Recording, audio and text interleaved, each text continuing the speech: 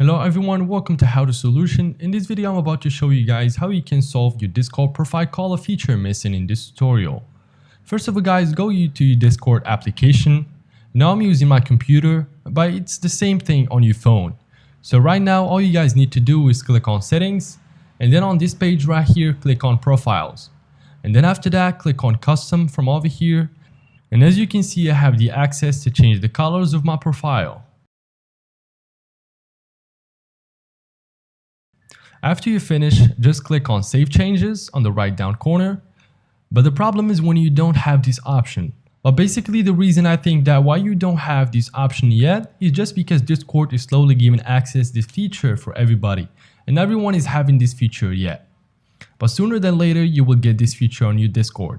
But for now you can also try and see if you have the latest version of Discord, either on your phone or computer. Because if you don't have the latest version, that might be the problem. So double check to see if you have it, because it can really solve your problem. So yeah guys, that is it for this video. If you found this video helpful, leave a like and subscribe to the channel. That would be much appreciated. Thank you for watching. Take care until next time.